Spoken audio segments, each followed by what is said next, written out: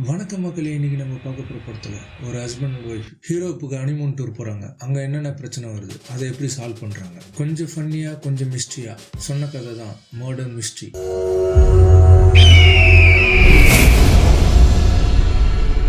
Starting சீன்ல பேசிக்கிட்டே ரெண்டு பேரும் வந்துட்டு இருக்காங்க. வெள்ளை சட்டை போட்டிருக்கவர் தான் இந்த படத்தோடைய ஹீரோ நிக். ரெண்டு பேரும் போலீஸை வேலை செஞ்சுட்டு இருக்காங்க. அதுல ஃப்ரெண்டு சொல்றான், மச்சான் டின்னருக்கு இன்னும் 2 மணி நேரம் இருக்கு, அதுக்குள்ள ஆளுக்கு ஒரு பியர் போடலாமா? இல்ல மச்சான், டிடெக்டிவ் எக்ஸாம்ல 2வது ஐட்டமும் ஃபெயில் ஆயிட்டேன், எனக்கு மூட் அவுட் ஆயிடுச்சு, இந்த விஷயத்த என் ஒய்ஃப் கிட்ட மட்டும் சொல்லிடாத, சரி இன்னைக்கு டின்னர்ல பாக்கலாம் அப்படின்னு சொல்லிட்டு ரெண்டு பேரும் கிளம்புறாங்க. அடுத்த சீன்ல ஹீரோடைய ஒய்ஃப் ஹீரோயினை காமிக்கிறாங்க. இவங்க பியூட்டி பார்லர்ல ஒர்க் பண்றாங்க. அங்க இருக்க லேடிஸ் எல்லாரும் அவங்க ஹஸ்பண்ட் கிண்டல் அடிச்சு பேசிட்டு இருக்க ஹீரோயின், நாளைக்கு எனக்கு 15th anniversary, என் ஹஸ்பண்ட் கல்யாணம் ஆன மொதல் வருஷமே ஹீரோப்புக்கு கூட்டு போறேன்னு சொன்னாரு. 15 வருஷம் ஆயிடுச்சு, இன்னும் கூட்டிட்டு போகல. இந்நேரம் நான் நடந்து போனா கூட ஹீரோப்புக்கு போயிட்டு இருப்போம் போல அப்படின்னு சொல்லி சிரிச்சு ஜாலியா பேசிட்டு இருக்காங்க. அடுத்த சீன்ல ஹீரோவை காமிக்கிறாங்க. ஒரு பஜார்ல ஒய்ஃபுக்கு கிரீட்டிங் கார்டு வாங்கிட்டு இருக்காரு. ஒய்ஃபுக்கு கிஃப்ட் கொடுக்க வேற எதுவும் கிடைக்கல போல, அமேசான் கார்டு எடுக்கிறாரு. அதுவும் $100 தொட்டு பார்த்துட்டு $50 எடுக்கிறாரு. இதுல இருந்து என்ன தெரியுதுன்னா, ஹீரோ ஒரு சிக்கன வாண்டி, அதிகமா செலவு பண்ண மாட்டார் போல. அதுக்கப்புறம் ஹீரோயினும் ஹீரோவும் பள்ளி விளக்கிட்டு இருக்காங்க. அப்ப ஹீரோ சொல்றாரு, உன்னுடைய வாய்ஸ் தான் நான் ரிங்டோனா வைக்க போறேன்னு சொல்லி கலாய்ச்சிட்டு இருக்க. அப்ப கோவமா ஹீரோயின், எப்பதான் என்ன ஹீரோ ட்ரிப்புக்கு கூட்டு போக போறீங்க சொல்லுங்க அப்படின்னு சொல்ல, ஹனி காலையில வரைக்கும் வெயிட் பண்ணு, ஒரு சஸ்பென்ஸ் இருக்கு, ஏன் கோவப்படுற அப்படின்னு கேட்க, ஹீரோயின் இதுக்கப்புறம் என்னால பொறுக்க முடியாதுன்னு சொல்ல, ஹீரோ அந்த சஸ்பென்ஸ் உடைக்கிறாரு. நம்ம நாளைக்கு ஹீரோப்புக்கு போறோம் அப்படின்னு சொல்ல, ஹீரோயினுக்கு அப்படியே கூஸ் பம்ப் ஆகி கட்டி பிடிக்கிறாங்க. அடுத்த சீன்ல ரெண்டு பேரும் ஃபிளைட் ஏறதா காமிக்கிறாங்க. அப்போ ஹீரோயின் கேக்குறாங்க, பிசினஸ் கிளாஸ் டிக்கெட் தானே எடுத்தீங்க? அப்ப ஹீரோ ஆமாமான்னு சொல்லிட்டு உள்ள வந்து அங்க வேலை செய்றவங்க கிட்ட, எனக்கு பிசினஸ் கிளாஸ்க்கு அப்கிரேட் பண்ணி தர முடியுமா அப்படின்னு ஒய்ஃப் வச்சுக்கிட்டே கேட்கறாரு. ஒய்ஃப் அப்படியே முறைச்சிக்கிட்டு சீட்ல போய் உட்காடுறாங்க. அதுக்கப்புறம் ஃபிளைட் டேக் ஆஃப் ஆகுது. ஹீரோ கொரட்டை விட்டுக்கிட்டே தூங்குறாரு. ஹீரோ எனக்கு ரொம்ப டிஸ்டர்பா இருக்கு போல, அங்க வேலை செய்றவங்க கிட்ட எனக்கு ஏர் பிளக் கிடைக்குமா அப்படின்னு கேட்க, அவங்க $9 சொல்றாங்க. இல்ல எனக்கு வேணாம், நான் கையை வச்சே பாத்துக்கிறேன் அப்படின்னு சொல்றாங்க. அதுக்கப்புறம் ஏர் ஹோஸ்டுக்கு தெரியாம பிசினஸ் கிளாஸ் உள்ள வந்து சுத்தி பார்த்துட்டு இருக்காங்க. அங்க இருக்க ஏர் பிளக் எடுத்துக்கிட்டு அங்க இருக்க பாதாம் எடுத்து சாப்பிட பாக்குறாங்க. திடீர்னு ஒரு குரல், என்ன மாதிரியே உங்களுக்கும் தூக்கம் வரலையான்னு கேட்க, ஹீரோயின் பயந்துடுறாங்க. இவர் பேர் கேவன் டிஷ், நம்ம டிஷ்னு வச்சுக்கலாம். டிஷ் டூர் போறீங்களான்னு கேட்க, ஆமா நாங்க ஹனிமூன் டூர் போறோம். உடனே ஏர் ஹோஸ்டர் அங்க வந்து, நீங்க இங்க இருக்க கூடாதுன்னு ஹீரோயினை சொல்ல, உடனே டிஷ், இவங்க என்னுடைய கெஸ்ட், டிஸ்டர்ப் பண்ணாதீங்கன்னு சொல்ல, ஏர் ஹோஸ்டர் சாரி சொல்லிட்டு கிளம்பிடுறாங்க. அதுக்கப்புறம் ரெண்டு பேரும் சொந்த கதை சோக கதையெல்லாம் பேசிட்டு இருக்காங்க. அப்போ டிஷ் சொல்றான், என்னுடைய அங்கிள் 80 வயசு ஆகுது, நான் லவ் பண்ண பொண்ணை கல்யாணம் பண்ணிக்க போறாரு, அந்த பொண்ணு இஷ்டத்தோட. அப்ப நீங்க ஏன் போறீங்க அப்படின்னு ஹீரோயின் கேட்க, நான் போகலன்னா பேப்பர்ல போட்டு அசிங்கப்படுத்துவாங்க, அதனால தான் நான் போறேன்னு டிஷ் சொல்றாரு. அதுக்கப்புறம் ஹீரோ முழிச்சுக்கிட்டு ஒய்ஃப் காணோம் தேடிட்டு வராரு. பிசினஸ் கிளாஸ்ல நின்று பேசிட்டு இருக்கிறத ஹீரோ பார்த்துட்டு உள்ள போக பாக்குறாரு. ஹோஸ்டர் தடுத்து நிறுத்துறாங்க. இல்ல அவங்க என்னுடைய ஒய்ஃப், அவங்க கரெக்ட் பண்றதுக்குள்ள நான் போய் தடுத்து நிறுத்தணும்னு சொல்லிட்டு ஹீரோ உள்ள போறாரு. இங்க என்ன பண்ணிட்டு இருக்க ஹனின்னு கேட்க, டிஷ் இன்ட்ரடியூஸ் பண்ணி வச்சு பேசிட்டு இருக்காங்க. அப்ப ஹீரோ எனக்கு ஒரு பியர் கிடைக்குமான்னு கேட்டு வாங்கி சாப்பிடுறாரு. அதுக்கப்புறம் டிஷ் ஒரு ஆஃபர் கொடுக்குறாரு, உங்க ஹனிமூன் ட்ரிப் என்னோட செலிப்ரேட் பண்றீங்களா, என் கூட வரீங்களா அப்படின்னு கேட்க, ஹீரோயின் ஹீரோவை கன்வைஸ் பண்றாங்க. ஹீரோ கன்வைஸ் ஆகல. உனக்கு பிடிச்ச ஆமக்கறி ஆமா அவியில தான் சாப்பிட போறோம் அப்படின்னு சொல்ல, அந்த சீன் அங்க முடிக்கிறாங்க. அதுக்கப்புறம் ஏர்போர்ட் விட்டு வெளியே வராங்க. அங்க இருக்கிற கிரௌட பார்த்துட்டு நம்ம டிஷ்ஷு கூட போயிடலான்ட்டு டிஷ்ஷு கூப்பிட்டு டிஷ்ஷு கூட போறாங்க. அங்க போயிட்டு ஹீரோயின் சொல்றா, அவ இருக்க பேர் அவ தான் கேவனுடைய எக்ஸ் கேர்ள் ஃப்ரெண்ட், அவர் அங்கிளை கல்யாணம் பண்ணிக்க போறாங்க. ரெண்டு பேரும் பேசிட்டு உள்ள வர எக்ஸும் டிஷ்ஷும் முத்துக்கிறாங்க. நம்ம எக்ஸ் கேர்ள் ஃப்ரெண்ட் எக்ஸ்னு வச்சுக்கலாம். எக்ஸுக்கு இவங்க பேசுறது புரியாதுன்னு நினைச்சுக்கிட்டு ரெண்டு பேரும் கலாய்ச்சிட்டு இருக்க, எக்ஸ் டிஷ் கிட்ட கேக்குறா, ஏன் 3வது மனுஷங்களா இந்த பார்ட்டிக்கு இட்டுன்னு வரேன்னு கோச்சிக்கிட்டு போயிடுறாங்க.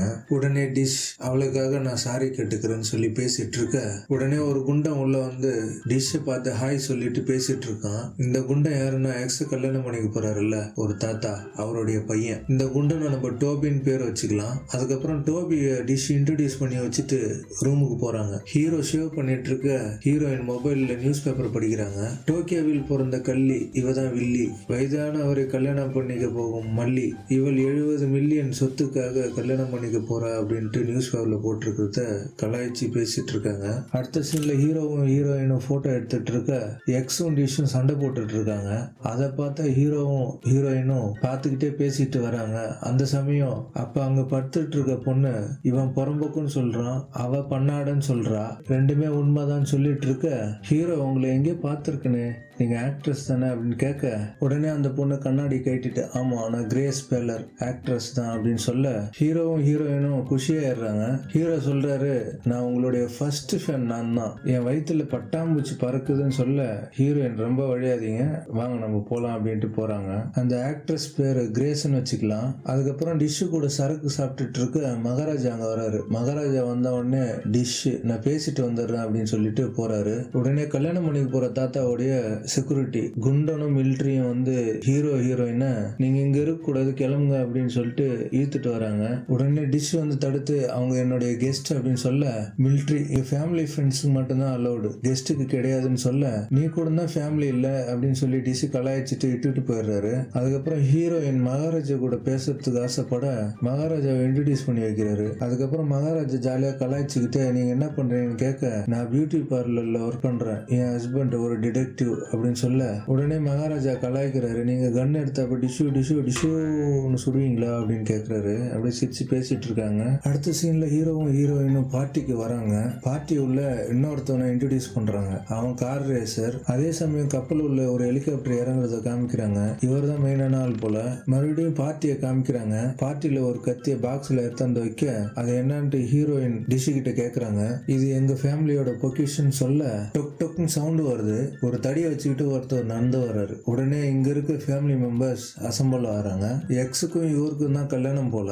உடனே தாத்தா சொல்றாரு கேப்டனை பார்த்து, இங்க ஃபேமிலி மெம்பர்ஸ் மட்டும்தான் இருக்கணும், நீங்க எல்லாம் கிளம்புங்கன்னு சொல்ல எல்லாம் வெளியே போறாங்க. ஆனா ஹீரோவும் ஹீரோயின் மட்டும் உள்ளே இருக்காங்க. உடனே தாத்தா பேச ஆரம்பிச்சிடுறாரு. என்னுடைய கல்யாணத்துக்கு வந்ததுக்கு எல்லாருக்கும் நன்றின்னு சொல்ல பக்கத்துல இருந்த எக்ஸ் அந்த கத்தி எடுத்துட்டு வந்து தாத்தா கிட்ட கொடுக்குறாங்க. உடனே தாத்தா ஹீரோ ஹீரோயினை பார்த்து இவங்க யாருன்னு கேட்க உடனே டிஷ் என்னுடைய கெஸ்ட்னு சொல்றாரு. அதுக்கப்புறம் தாத்தா மறுபடியும் பேச ஆரம்பிக்கிறாரு. நான் உங்களை எல்லாரும் பத்தி நான் சொல்ல போறேன், நீங்க எல்லாம் துரோகிங்க, என் ரத்தத்தை உறிஞ்சு குடிக்கிறீங்க அப்படின்னு சொல்லிட்டு என்னுடைய உயில எக்ஸ் பேர்ல மாத்தி எழுத போறேன். இதுக்கப்புறம் 70 மில்லியன் சொத்தும் எக்ஸுக்கு தான் அப்படின்னு சொல்ல எல்லாரும் அதிர்ச்சியா பார்க்க கிரேஸ் வெளியே போயிடுறாங்க. அதுக்கப்புறம் தாத்தா சைன் பண்ண போக டிஷ் எங்களை அவமானப்படுத்துறதுக்கு தான் எங்க கூப்பிட்டீங்களா அப்படின்னு கேக்குறாரு. அதே சமயம் உடனே அவங்க பையன் டோபி இது சைன் பண்ணாதீங்கன்னு சொல்ல தாத்தா இது என்னுடைய இஷ்டம்னு சொல்லிட்டு சைன் பண்ண போறாரு. சைன் பண்ண பேப்பர்ல கைய வைக்க கரண்ட் கட் ஆகுது. அதே சமயம் துப்பாக்கி சத்தம். உடனே பவர் ஆன் ஆகுது. தாத்தா கத்தியால குத்தி கீழே கிடக்குறாரு. எல்லாரும் அதிர்ச்சியா பாக்குறாங்க.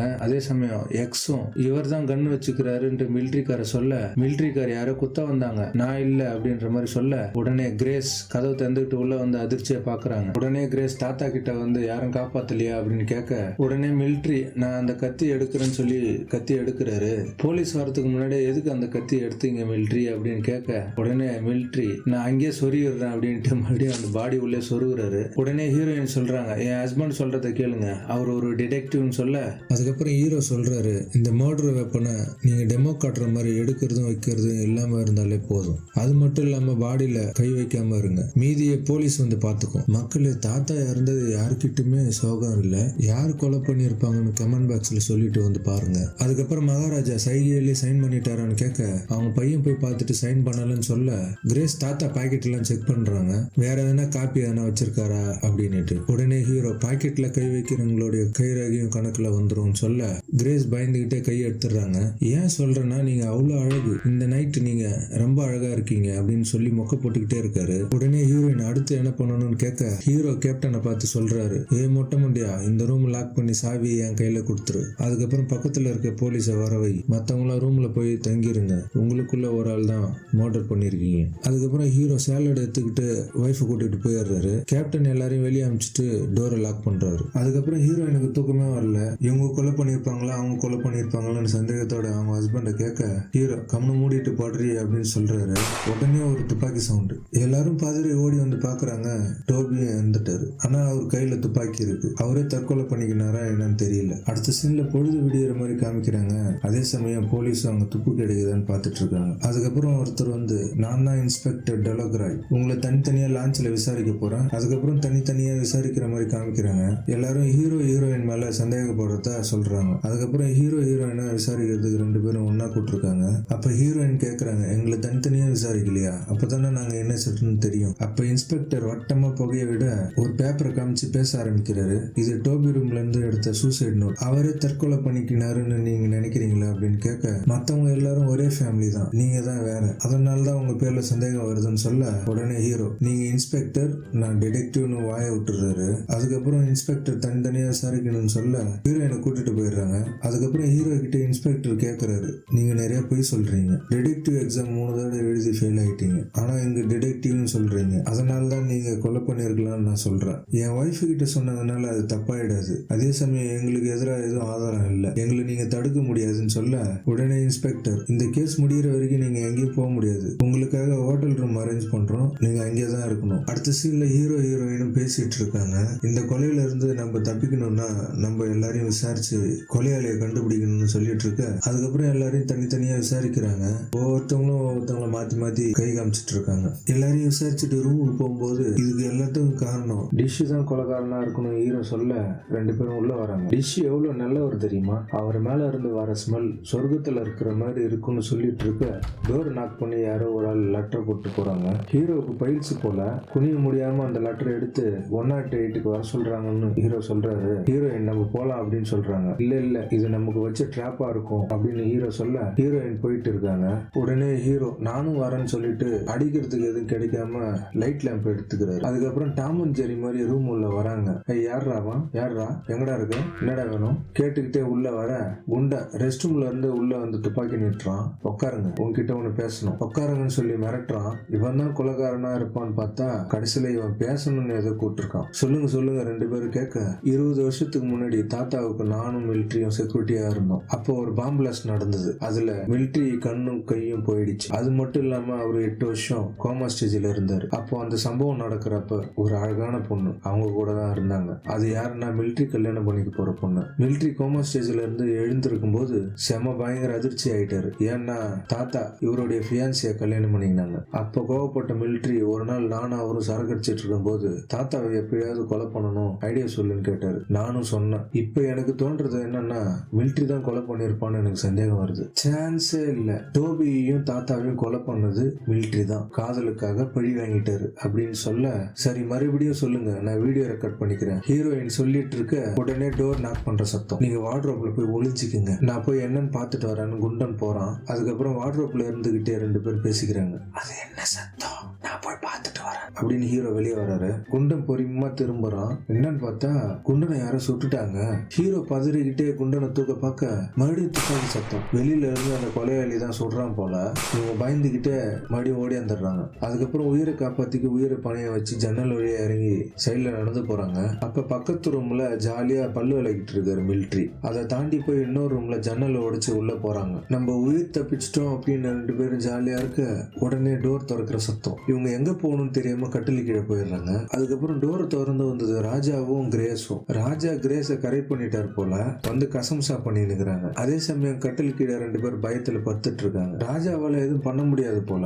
உடனே நம்ம இன்னைக்கு வேணாம் நாளைக்கு வச்சுக்கலாமா அப்படின்னு ராஜா கேட்க கிரேஸ் கோச்சுக்கிட்டு வெளியே போயிடுறாங்க. கூடவே ராஜாவும் போயிடுறாரு. கட்டில் கீழே இருந்தவங்க சிரிக்க முடியாம சிரிச்சு வெளியே போலாம் அப்படின்னு பேசிட்டு இருக்க அடுத்து பார்ல 2 பேரும் உட்காந்து பேசிட்டு இருக்காங்க. இந்த கொலையெல்லாம் கர்னல் பண்ணல, நம்ம ஜன்னலை கிராஸ் பண்றப்ப உன்னை விட பல்லு நல்லா நோண்டிட்டு இருந்தாரு. அப்ப யார் பண்ணாங்க அப்படின்னு ஹீரோயின் கேட்க உடனே நியூஸை காமிக்கிறாங்க. நியூஸ்ல 2 பேரும் போட்டோவை போட்டு இவங்க தான் கொலையாளி, இவங்க எங்க இருந்தாலும் போலீஸுக்கு இன்ஃபார்ம் பண்ணுங்க நியூஸ்ல ஓட அங்க இருக்கிற வெயிட்டரும் நியூஸ் பார்த்துக்கிட்டே இவங்களையும் பார்த்துட்டு இருக்க உடனே ஹீரோ நம்மள ட்ராக் பண்ணுவாங்கன்னு சொல்லிட்டு மொபைல் எடுத்து பீர் உள்ள போட்டுறாரு. ஹீரோயின் திட்டிக்கிட்டே ஏன் மண்டகாசாயம் அந்த போன்ல இருந்து சிம்மு மட்டும் எடுத்துருக்கலாம் இல்ல, எதுக்கு போனோட போட்ட அப்படின்ற மாதிரி கேட்க ஆமா இல்ல. அதுக்கப்புறம் ஹீரோயின் எல்லாம் உன்னாலதான்யா, நான் போறேயா, என் பின்னாடி வராத அப்படின்னு சொல்லிட்டு போறாங்க. ஹீரோ கன்வைன்ஸ் பண்ண மதிக்காம போயினே இருக்காங்க. அதுக்கப்புறம் இவங்க உட்கார்ந்து இருந்த பாருக்கு போலீஸும் வந்துடுது. உடனே டிஷ் வந்து ஹீரோயினை கூட்டு போயிடுறாரு. அதே சமயம் ஹீரோ பக்கத்துல இருந்த ஷாப்ல இருந்து 2 போன் எடுத்துக்கிறாரு. அடுத்த சீன்ல ஹீரோ எக்ஸ ஃபாலோ பண்றாரு. அவர் எடுத்த போனை எக்ஸ் பேக்ல போட்டுறாரு. அதுக்கப்புறம் அவங்க ஃப்ரெண்டுக்கு கால் பண்ணி 2 போனையும் லிங்க் பண்ணின்னு சொல்லிட்டு எக்ஸ ஃபாலோ பண்றாரு. அதே சமயம் டிஷ்ஷும் ஹீரோயினும் ஒரு கார்ல வந்து நிக்கிறாங்க. நீங்க இங்கே இருங்க, நான் போய் என் வக்கீல பாத்துட்டு வரேன், தாத்தா உயிரில படிக்கிறதுக்கு முன்னாடி எனக்கு என்ன கிடைக்கும்னு நான் கேட்டு வந்துடுறேன் அப்படின்னு சொல்லிட்டு இறங்கி போறாரு. அதுக்கப்புறம் கார்ல இருந்த ஜாப்பனீஸ் டேப்லெட்டை பார்த்துட்டு ஹீரோயின் சந்தேகப்பட்டு டிஷ் போன இடத்துக்கே போறாங்க. உள்ள போயிட்டு டிஷ் எங்க இருக்கீங்க அப்படின்னு தேடிட்டு இருக்க யாரோ ஒரு ஆள் கிராஷ் ஆகுறாங்க. ஹீரோயின் பயந்துகிட்டு வெளியே ஓடி வர திடீர்னு ஹீரோ வந்து ஹீரோயினை கூப்பிட ஹீரோயின் பயந்து ஒரே குத்து. ஹீரோ வலி தாங்க முடியாம உட்காந்துடுறாரு. எதுக்காக ஃபாலோ பண்றேன்னு ஹீரோயின் கேட்க நான் எக்ஸை ஃபாலோ பண்ணி வந்தேன், டிஷ்ஷும் எக்ஸும் தான் இந்த கொலைகளுக்கு எல்லாம் காரணம் அப்படின்னு பேசிட்டு இருக்க திடீர்னு ஒரு சவுண்டு. ஹீரோ எட்டி பாக்குறாரு, யாரோ ஒருத்தவங்க சொல்றாங்க. வில்லங்கிட்ட இருந்து தப்பிக்கு கபோர்டை தள்ளி விட்டுட்டு வெளியே வந்துடுறாங்க. அதே சமயம் அங்க எக்ஸ் நடந்து போக எக்ஸ் பின்னாடியே போறாங்க. கூட்டத்துல எக்ஸ் எங்க போனாங்கன்னு மூச்சிட்டு இருக்க அங்க ரேஸ் ஓட்டுறவன் இருக்கான். அவங்கிட்ட போய் எக்ஸ பாத்தீங்களா அப்படின்னு கேட்க எக்ஸ் இப்படிதான் போனாங்கன்னு சொல்ல 3 பேரும் ஓடுறாங்க. ஒரு கட்டத்துல எக்ஸ் எங்க போனாங்கன்னு தெரியாம ஒரு சந்துல வந்து நிக்க எக்ஸ் பின்னாடி வந்து நிக்கிறாங்க. எதுக்கு என்ன தேடுறீங்க? உடனே ஹீரோயின், நீ தான் குற்றவாளின்னு தெரியும், நீயும் டிஷ்ஷும் சேர்ந்து தான் பண்ணிருக்கீங்க, ஒழுங்கா போலீஸ்ல அரெஸ்ட் ஆயிடுங்கன்னு சொல்ல உடனே எக்ஸ் துப்பாக்கியை வச்சு 3 பேரை மிரட்டிட்டு இருக்க 3 பேரை ஷூட் பண்ணிடாதீங்கன்னு சொல்லிட்டு இருக்காங்க. அதே சமயம் பின்னாடி யாரோ வந்து எக்ஸ் அம்ப வச்சு கொல்றாங்க. அதே சமயம் எக்ஸ் கிட்ட இருந்த துப்பாக்கி எடுத்து டிஷ் நடிச்சு சொல்றாரு. ஒரு குண்டு கூட டிஷ் மேல படவே இல்லை. அங்க இருந்து அவன் ஓட பார்க்க ஹீரோவும் ரேசரும் பின்னாடியே ஓடுறாங்க. அதுக்கப்புறம் ஹீரோ ஒரு கிராக்கரி கடையில தடுக்கி விழ வில்லன் ஹீரோவையும் அம்ப வச்சு ஷூட் பண்ண பாக்குறான். ஹீரோ என்ன பண்றதுன்னு தெரியாம பிளேட்டை வச்சு அடிக்கிறாரு. வில்லன் நெத்திலே போய் அடிக்குது. அதுக்கப்புறம் வில்லன் தப்பிச்சு ஓடிடுறான். அதே சமயம் எக்ஸ் இறந்துட ஹீரோயினை கூட்டிட்டு போயிடுறாரு. எக்ஸ் இறந்த இடத்த இன்ஸ்பெக்டர் வந்து விசாரிச்சுட்டு இருக்க அவருக்கு ஒரு போன் வருது. அது யார் பண்றாங்கன்னா ஹீரோ. எங்களை கொலைகாரன் ஃப்ரேம் பண்ணி வச்சிருக்காங்க, உண்மையான குற்றவாளி யாருன்னு தெரியணும்னா நீங்க குயின் வில்லாவுக்கு வாங்க, நான் யாருன்னு காட்டுறேன் சொல்லிட்டு போனை கட் பண்ணிடுறாரு. அடுத்த சீன்ல ஹீரோவும் ஹீரோயினும் அந்த வீட்டுக்கு போறாங்க. வில்லன் இருக்கிற ரூம்ல துப்பாக்கி வச்சுக்கிட்டு உள்ள போறாரு ஹீரோ. வெளியே வாடா வெண்ண, நான் சுட்டனா மண்டை தெரிச்சிடுன்னு சொல்ல சேர்ல யார உட்காந்துட்டு இருக்க நான் சுட்டுடுவேன்னு போறாரு கிட்ட இல்ல டிஷ் செத்து கிடக்குறான். என்னடா நீயும் செத்து கிடக்குறன்னு ஹீரோ புலம்பிட்டு இருக்க ஹீரோயின் போலீஸ் ஸ்டாப் பண்ணணும், இங்க வர வேணாம்னு சொல்லணும் அப்படின்னு சொல்ல ஹீரோ இது என்ன பீஸா ஆர்டர் பண்ணமா என்ன உடனே கேன்சல் பண்றதுக்கு, அப்ப நம்ம குற்றவாளியை கண்டுபிடிச்ச மாதிரி நடிக்கணும்னு சொல்ல ஹீரோ நம்ம ட்ரெஸ் மாத்திக்கிட்டு போலாம் அப்படின்னு சொல்றாரு. 4 பேரும் ஹால்ல உட்காந்துட்டு இருக்க ஹீரோ ஹீரோயின் அங்க வராங்க.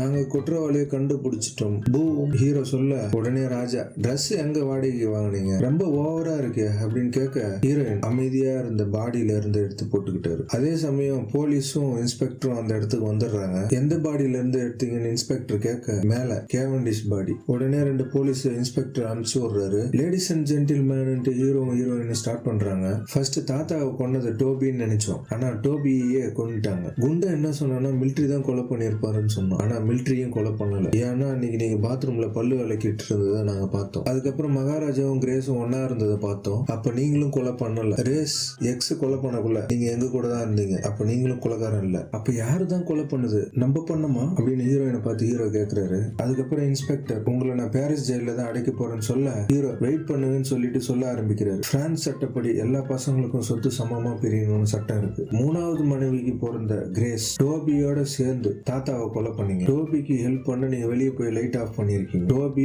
உள்ள கொலை பண்ணிருக்காரு. முழு சொத்துக்கு ஆசைப்பட்டு டோபியையும் கொலை பண்ணிட்டீங்க. அதுக்கப்புறம் நாங்க விசாரிக்கிறோம்னு தெரிஞ்ச உடனே எங்களையும் கொலை பண்ண முயற்சி பண்ணிருக்கீங்க. நல்ல வேலை நாங்க அதுல தப்பிச்சிட்டோம், குண்டன் தான் இறந்துட்டான். அதுக்கப்புறம் மகாராஜா கூட பிளான் பண்ணி ஒன்னா இருந்திருக்கீங்க. உடனே மகாராஜா சொல்றாரு நாங்க நைட்டு ஒன்னா இருந்தோம், ஆனா நைட்டு ஃபுல்லா ஒன்னா இல்ல. மார்க்கெட்ல நீங்க எங்களுக்கு வச்ச குறியில எக்ஸ் இறந்துட்டா, அங்க நீங்க யூஸ் பண்ண வெப்பன் நீங்க நடிச்ச படத்துலயும் யூஸ் பண்ணிருக்கீங்க. மகாராஜாவும் அந்த படத்தை உடனே எடுத்து காமிக்கிறாரு. அது மட்டும் இல்ல எக்ஸும் டிஷ்ஷும் லவ் பண்ணிட்டு இருந்தாங்க. எக்ஸ கொன்னதுனால எக்ஸ யாரு கொன்னதுன்ட்டு டிஷ் கண்டுபிடிக்க பார்ப்போம். அதனால டிஷ்ஷையும் நீங்க விஷம் வச்சு கொண்டுட்டீங்க. நீங்க தான் குற்றவாளி, நீங்க தான் குற்றவாளி, நீங்க தான் குற்றவாளி ஹீரோ சொல்ல உடனே கிரேஸ் ஒத்துக்கிட்டு நான் தான் கொலை பண்ணேன் அப்படின்னு சொல்லிட்டு கிளம்புறாங்க. உடனே ஹீரோயின் கிரேஸ் நிக்க சொல்லி கேப் கைட்டு சொல்றாங்க. எக்ஸ கொலை பண்ண வந்தப்ப என் ஹஸ்பண்ட் பிளேட்டர்ல தலையில அடிச்சாரு, அந்த மார்க்க மறைக்க தான் நீ கேப் போட்டுருக்கு அப்படின்னு ஹீரோயின் சொல்ல கிரேஸ் கேப் கைட்டு மறுக்கிறாங்க. உடனே இன்ஸ்பெக்டர் கேப் கைட்ட அந்த மார்க் இருக்கு, கிரேஸ் தான் கொலை பண்ணாங்கன்னு கன்ஃபார்ம் ஆயிடுச்சு. உடனே கிரேஸ் துப்பாக்கி எடுத்து ஹீரோயினை புடிச்சு வச்சுக்க உடனே ஹீரோ மிலிட்டரி துப்பாக்கி எடுத்து கிரேஸ் சுட்டுறாரு. உடனே ராஜா கேக்குறாரு அன்னைக்கு கேவலமா சுட்டாங்கன்னு சொன்னாங்க, இன்னைக்கு கரெக்டா சுட்டுட்டீங்க எப்படின்னு கேட்க என் பொண்டாட்டி கொண்டுனா நான் சும்மா இருக்க மாட்டேன். லாஸ்டா இன்ஸ்பெக்டர் 2 பேரையும் வழி அனுப்புறாரு. மக்களே இந்த படம் எப்படி இருந்தது?